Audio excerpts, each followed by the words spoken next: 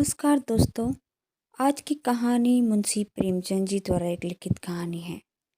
कहानी का नाम है वैराग्य। कहानी को पूरा सुनिएगा और उसका आनंद लीजिएगा। और कहानी पसंद आए तो हमारे चैनल पीसफुल कहानी को सब्सक्राइब करना ना भूलिएगा। मुंशी शालिग्राम बनारस के पुराने रईस थे। जीवनवर्ती वकालत की और पैतृक संपत्ति भी अधिक थी। दशामेध घाट पर उनका वैभवंत गृह आकाश को स्पर्श करता था। उदार ऐसे कि 50-30 हजार की वार्षिक आय भी व्यय को पूरी न होती थी। साधु ब्राह्मणों के बड़े श्रद्धावान थे। वे जो कुछ कमाते वह स्वयं ब्रह्मभोज और साधुओं के भंडारे एवं सत्कार्य में व्यय हो जाते। नगर में कोई साधु महात्मा आ जाए, वह मुंशी जी का अतिथि। संस्कृत के ऐसे ब्राह्मण की बड़े से बड़े पंडित उनका लोहा मानते थे। वेदांत सिद्धांतों के वे अनुयायी थे। उनके चित्त की प्रवृत्ति वैराग्य की ओर थी। मुंशी जी को संभवतः बच्चों से बहुत प्रेम था। मोहल्ले भर के बच्चे उनसे प्रेम बारी से अभिसंचित होते थे। जब वे घर से निकलते थे तब बालकों का एक दल उनके साथ साथ होता था। एक दिन कोई पाषाण हृदय माता अपने बच्चे को मार रही थी। लड़का बिलक बिलक कर रो रहा था। मुंशी जी ने न देखा गया। वह दौड़े और बच्चे को गोद में उठा लिया और स्त्री के सम्मुख अपना सिर झुका दिया। स्त्री ने उस दिन से अपने लड़के को न मारने की शपथ खा ली। जो मनुष्य दूसरों के बालकों का ऐसा स्नेही हो, वह अपने बालकों को कितना प्यार करेगा भला। सो अनुमान से बाहर है। जब से पुत्र पैदा हुआ, मुंशी जी संसार के सब कार्यों से अलग हो गए। कहीं वे लड़के को हिंडोले में झुला रहे हैं और प्रसन्न हो रहे हैं, कहीं उसे एक सुंदर सैर गाड़ी में बैठाकर स्वयं खींच रहे हैं। एक क्षण के लिए भी उसे अपने पास से दूर नहीं करते थे। वे बच्चों के स्नेह में अपने को भुला गए थे। सुआमा ने लड़के का नाम प्रताप चंद्र रखा था। जैसा नाम था वैसे ही उसमें गुण भी थे। वह अत्यधिक प्रतिभाशाली और रूपवान था। जब वह बातें करता सुनने वाले मुग्ध हो जाते। भव्य ललाट तमक तमक करता था। अंग ऐसा पुष्ट कि दिव्यगुण डील वाले लड़कों भी वह कुछ न समझता। इस अल्प आयु में ही उसका मुखमंडल ऐसा दिव्य और ज्ञानमय होता। यदि वह अचानक किसी अपरिचित मनुष्य के सामने आकर खड़ा हो जाता तो वह विस्मय से ताकने लगता था। इस प्रकार हंसते खेलते 6 वर्ष व्यतीत हो गए। आनंद के दिन पवन की भांति सन से निकल जाते हैं, पता भी नहीं चलता। वे दुर्भाग्य के दिन और विपत्ति की रातें हैं जो काटे नहीं कटती। प्रताप को पैदा हुए अभी कितने दिन हुए। बधाई की मनोहारिणी ध्वनि कानों में गूंज रही थी। 6ठी वर्षगांठ पहुंची। 6ठे वर्ष का अंत दुर्दर्शनों का श्री गणेश था। मुंशी शालिग्राम का सांसारिक संबंध केवल दिखावटी था। वह निष्काम और निस्संबंध जीवन व्यतीत करते थे। यद्यपि प्रकट वह सामान्य संसारिक मनुष्य की भांति संसार के कलेशों से कलेशित और सुखों से हर्षित दृष्टिगोचर होते थे, तथापि उनका मन सर्वदा उस महान और आनंदपूर्ण शांति का सुख भोगा करता था जिस पर वह दुख के झोंकों और सुख के थपकियों का कोई प्रभाव ही नहीं पड़ता था। माघ का महीना था। प्रयाग में कुंभ का मेला लगा हुआ था। रेलगाड़ियों में यात्री रुई की भांति भर भर कर प्रयाग पहुंच रहे थे। 80-80 बरस के वृद्ध, जिनके लिए वर्षों से उठना कठिन रहा होगा, लंगड़ाते लाठियां टेकते मंजिल तय करके प्रयाग को जा पहुंचे। बड़े बड़े साधु महात्मा, जिनके दर्शनों की इच्छा लोगों को हिमालय की अंधेरी गुफाओं से खींच कर ले जाती थी, उस समय गंगा जी की पवित्र तरंगों से गले मिलने के लिए आए हुए थे। मुंशी शालिग्राम का भी मन ललचाया और सुवाम से बोले, कल स्नान है। सुवामा, सारा मोहल्ला सुन हो गया, कोई मनुष्य ही नहीं दिखता। मुंशी, तुम चलना स्वीकार नहीं करती? नहीं तो बड़ा आनंद होता। ऐसा मेला तुमने कभी नहीं देखा होगा। सुवामा, ऐसा मेला से मैं जी नहीं घबराता। मुंशी, मेरा जी तो नहीं मानता। तब से सुना है कि स्वामी परमानंद जी आए हैं, तब से उनके दर्शन के लिए चित्त अद्विग्न हो रहा है। श्यामा, पहले तो उनके जाने पर सहमत न हुए, पर जब देखा कि यह रोके न रुकेंगे, तब विवश होकर मान गई। उसी दिन मुंशी जी 11 बजे रात को प्रयागराज चले गए। चलते समय उन्होंने प्रताप के मुख का चुम्बन किया और स्त्री को प्रेम से गले लगा लिया। स्वामा ने उस समय देखा कि उनके नेत्र सजल हैं। उसका कलेजा थक से हो गया, जैसे चैत्र मास में काली घटाओं को देखकर कृषक का हृदय कांपने लगता है। उसी भांति मुंशी जी ने नेत्रों का आशुपूर्ण देखकर स्वामा कंपित हो गई। आंसू की वे बूंदे वैराग्य और त्याग का आगाह समुद्र था। देखने में वे जैसे नन्हे जल के कण थे, पर वे इतने गंभीर और विस्तीर्ण थे। उधर मुंशी जी घर से बाहर निकले, उधर स्वामा ने एक ठंडी सांस ली। किसी ने उसके हृदय में यह कहा कि वह अब तुझे अपने पति के दर्शन न होंगे। एक दिन बीता, 2 दिन बीते, चौथा दिन आया और रात हो गई। यहाँ तक कि पूरा सप्ताह बीत गया, पर मुंशी जी न आए। तब तो स्वामा को अकुलता होने लगी। तार दिए, आदमी दौड़ाए, पर कुछ पता ही न चला। दूसरा सप्ताह भी यूं ही प्रयत्न में समाप्त हो गया। मुंशी जी के लौटने की जो कुछ आशा शेष थी, वह सब मिट्टी में मिल गई। मुंशी जी का अदृश्य होना उनके कुटुंब मात्र के लिए नहीं, वरन सारे नगर के लिए एक शोकपूर्ण घटना थी। हाटों में, दुकानों पर, हथाइयों में, अर्थात चारों ओर यही वार्तालाप होता था। जो सुनता वही शोक करता। क्या धनी, क्या निर्धन, यह शोक सबको था। उसके कारण चारों ओर उत्साह फैल रहा था। अब एक उदासी छा गई। जिन गलियों से वे बालकों का झुंड लेकर निकलते थे, वहां अब धूल उड़ रही थी। बच्चे बराबर उसके पास आने के लिए रोते और हट करते। उन बेचारों को यह सुध कहा कि अब प्रमोद सभा भंग हो गई है। उनकी माता आंचल में मुख ढाप ढाप कर रोती, मानो उसका सगा प्रेमी मर गया। वैसे तो मुंशी जी के गुप्त हो जाने का रोना सभी रोते, परंतु सबसे गाढ़े आंसू उन अड़ाहतियों और महाजनों के नेत्रों से गिरते थे, जिनके लेने देने का लेखा अभी तक नहीं हुआ था। उन्होंने 10-12 दिन जैसे तैसे करके काटे।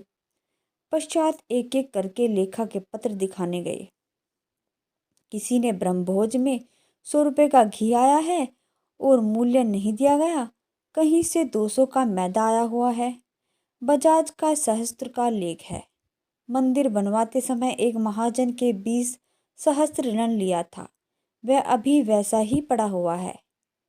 लेखा की तो यह दशा है कि सामग्री की एक दशा कि एक उत्तम ग्रह और तत्व संबंधी सामग्री के अतिरिक्त कोई वस्तु ही नहीं थी, जिससे कोई बड़ी रकम खड़ी हो सके। भू संपत्ति बेचने के अतिरिक्त अन्य कोई उपाय नहीं था, जिससे धन प्राप्त करके ऋण चुकाया जाए। बेचारी सुआमा सिर नीचा किए हुए चटाई पर बैठी और प्रताप चंद्र अपनी लकड़ी के घोड़े पर सवार आंगन में टक टक कर रहा था कि पंडित मोटेराम शास्त्री, जो कुल के पुरोहित थे, मुस्कुराते हुए भीतर आए। उन्होंने प्रसन्न देखकर निराश सुआमा चौंक कर उठ बैठी कि शायद यह कोई शुभ समाचार लाए हैं। उनके लिए आसन बिछा दिया और आशा भरी दृष्टि से देखने लगी। पंडित जी आसन पर बैठे और सूंघनी सूंघते हुए बोले, तुमने महाजनों का लेखा देखा? सुआमा ने निराशापूर्ण शब्दों से कहा, हाँ देखा तो है मोटेराम, रकम बड़ी गहरी है। मुंशी जी ने आगा पीछा कुछ नहीं सोचा, अपने यहाँ कुछ हिसाब किताब न रखा। सुआमा, हाँ अब तो यह रकम गहरी है, नहीं तो इतने रुपए क्या एक एक भोज में उठ गए हैं। मोटेराम, सब दिन समान नहीं बीतते। सुआमा, अब तो जो ईश्वर करेंगे सो होगा, क्या कर सकते हूँ। मोटेराम, हाँ ईश्वर की इच्छा तो मूल ही है, मगर तुमने भी तो कुछ सोचा है। सुआमा, हाँ गांव बेच डालूंगी। मोटेराम, राम राम, यह क्या कहती हो? भूमि बिक गई तो फिर बात क्या रह जाएगी? मोटेराम, भला पृथ्वी हाथ से निकल गई तो तुम लोगों का जीवन निर्वाह कैसे होगा? सुआमा, हमारा ईश्वर मालिक है, वही बेड़ा पार करेगा। मोटेराम, यह तो बड़े अफसोस की बात होगी, ऐसे उपकारी पुरुष के लड़के वाले दुख भोगेंगे। सुआमा, ईश्वर की यही इच्छा है तो किसी का क्या बस। मोटेराम, भला मैं एक युक्ति बता दूं कि सांप भी मर जाए और लाठी भी ना टूटे? सुआमा, हाँ बतलाइए, बड़ा ही उपकार होगा। मोटेराम, पहले तो एक दरख्वास्त लिखवाकर कलेक्टर साहब को दे दो कि माल गुलारी माफ़ की जाए, बाकी रुपए का बंदोबस्त हमारे ऊपर छोड़ दो, हम जो चाहेंगे करेंगे, परंतु इलाके पर आज ना आने पाए। सुआमा, कुछ परकट भी तो हो, आप इतने रुपए कहाँ से लाएंगे? मोटेराम, तुम्हारे लिए रुपए की क्या कमी है? मुंशी जी के नाम पर बिना लिखा पढ़ी के 50,000 रुपये का बंदोबस्त हो जाना कोई बड़ी बात नहीं है। सच तो यह है कि रुपये रखा हुआ है, तुम्हारे मुंह से हाँ निकलने की देरी है। सुवामा, नगर के भद्र पुरुषों ने एकत्र किया होगा। मोटेराम, हाँ, बात की बात में रुपया एकत्र हो गया और साहब का इशारा बहुत था। सुवामा, कर मुक्ति के लिए प्रार्थना पर्चा मुझसे न लिखवाया जाएगा, मैं अपने स्वामी के नाम ऋण ही लेना चाहती हूँ, मैं सबका एक एक पैसा अपने गांव से ही चुका दूंगी। यह कहकर सुवामन ने रुखाई से मुंह फेर लिया और उसके पीले और शोकाचित बदन पर क्रोध सा झलकने लगा।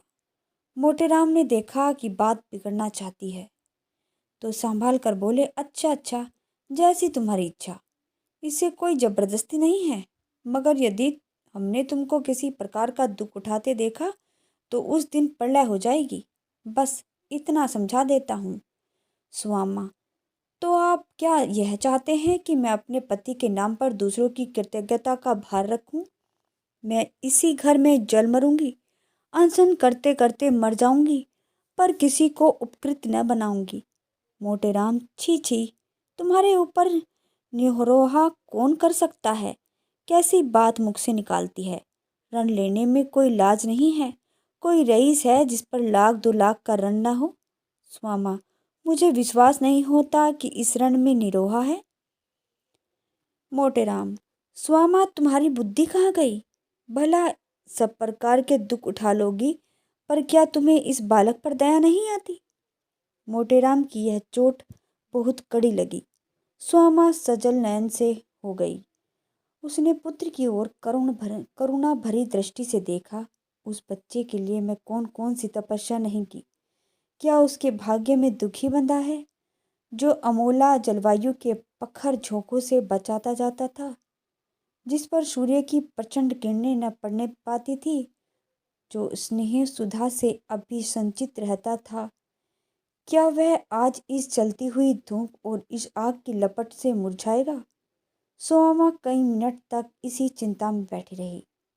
मोटेराम मन ही मन प्रसन्न हो रहे थे कि अब फलीभूत हुआ।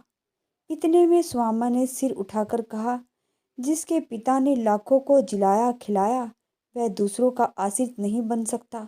यदि पिता का धर्म उसका सहायता होगा तो स्वयं 10 को खिलाकर खाएगा। लड़के को बुलाते हुए, बेटा तनिक यहाँ तो आओ, कल से तुम्हारी मिठाई दूध घी सब बंद हो जाएंगे, रोगे तो नहीं? यह कहकर उसने बेटे को प्यार से बैठा लिया और उसे गुलाबी गालों का पसीना पोंछकर चुम्बन कर लिया। प्रताप, क्या कहा? कल से मिठाई बंद होगी? क्यों, क्या हलवाई की दुकान पर मिठाई नहीं है अम्मा? सुआमा, मिठाई तो है, पर उसका लिए रुपया नहीं है। प्रताप, हम बड़े होंगे तो उसको बहुत सा रुपया देंगे, चल। टक टक, देख माँ, कैसा तेज घोड़ा है। सुआमा की आंखों में फिर जल भर आया।